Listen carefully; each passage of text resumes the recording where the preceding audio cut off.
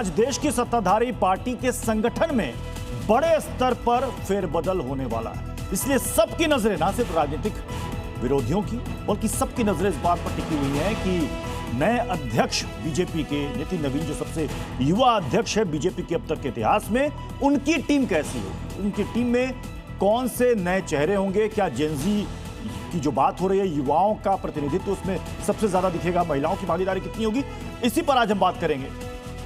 आज बीजेपी के सबसे युवा अध्यक्ष नितिन नवीन अपनी नई टीम का ऐलान करेंगे। उपचुनाव के नतीजों के बाद संगठन को फिर से कसने और आने वाले वक्त की चुनौतियों का मुकाबला करने के लिए इस नई टीम पर सबकी नजरें। 2027 में देश के सबसे बड़े सूबे उत्तर प्रदेश, फिर गुजरात, पंजाब और उत्तराखंड समेत 7 राज्यों में विधानसभा के चुनाव होने वाले। ऐसे में बीजेपी का प्लान क्या है?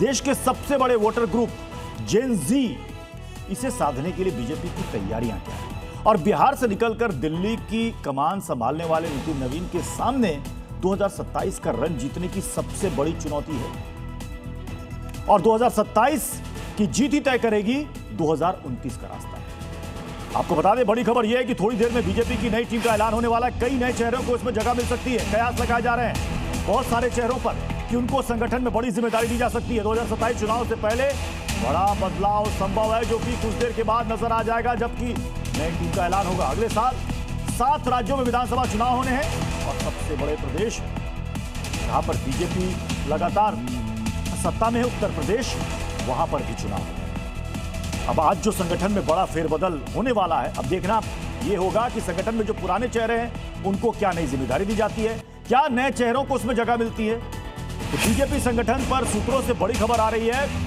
धर्मेंद्र प्रधान को जगह मिल सकती है संगठन में, स्मृति ईरानी को भी जगह दी जा सकती है, कोई बड़ी जिम्मेदारी मिल सकती है। अनुराग ठाकुर का नाम भी चल रहा है, इनको भी जगह दी जा सकती है।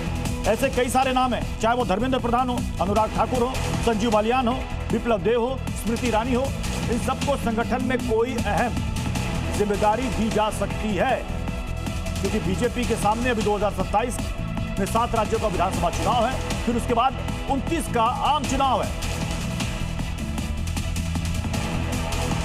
किस किस को जगह मिल सकती है, अनुभवी चेहरे कौन कौन से, जल्दी से आपको ये बता देते हैं। स्मृति ईरानी, धर्मेंद्र प्रधान, अनुराग ठाकुर, डॉक्टर महेश शर्मा, संजीव बालियान, विप्लव कुमार देव, ये जो 6 चेहरे आप देख रहे हैं, और 6 चेहरे, इनके पास अपना अनुभव भी है, तजुर्बा भी है।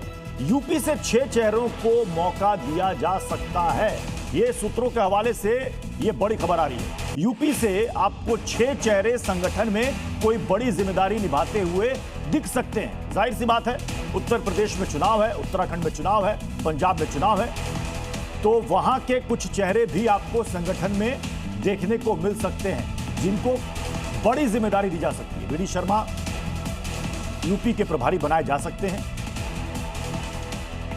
ये देखिए, ये वो 6 चेहरे हैं, स्मृति ईरानी, धर्मेंद्र प्रधान, अनुराग ठाकुर। धर्मेंद्र प्रधान को अच्छा अनुभव है संगठन का, अनुराग ठाकुर भी, विप्लव कुमार देव भी, संजीव बालियान पश्चिमी उत्तर प्रदेश से आते हैं। पूनम महाजन, देखिए महिला टीम की अगर बात करें, पूनम महाजन, सरोज पांडे, अलका गुर्जर, कमलजीत सहरावत, यानी कि महाराष्ट्र से लेकर दिल्ली तक। और ये देखिए कुछ युवा चेहरे, तेजस्वी सूर्या, अनिल बलूनी, राजीव प्रताप रूडी, राजू बिस्ता, सुरेंद्र नागर, राघव चड्ढा, संबित पात्रा। टीम में युवा और आक्रामक चेहरे हैं। राघव चड्ढा जो कि आम आदमी पार्टी से बीजेपी में आए हैं, कहा जा रहा है कि इनको भी कोई बड़ी जिम्मेदारी संगठन में दी जा सकती है। हमारे साथ इस वक्त हमारी सहयोगी हिमानी इस वक्त जुड़ चुकी हैं सीधे बीजेपी मुख्यालय से। हिमानी, कितनी देर और इंतजार किया जाए, कब ऐलान होगा?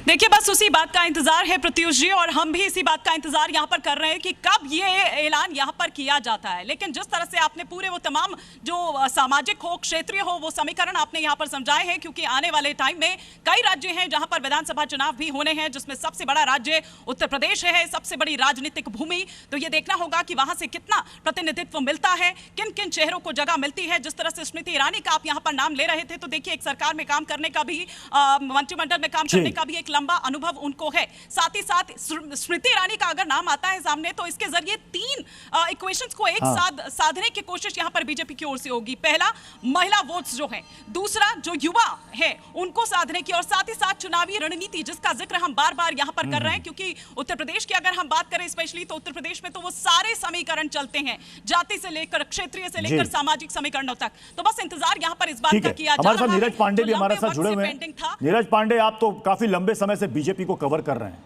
सूची तो बन चुकी होगी और सब यही जानना चाहते हैं कि जिस जेनजी की चर्चा इन दिनों देश के राजनीतिक हलकों में सबसे ज्यादा है, क्या इस संगठन में सबसे ज्यादा तरजीह युवाओं को मिलेगी, आक्रामक तेज तर्रार प्रवक्ताओं को मिलेगी, किनको मिलेगी जगह?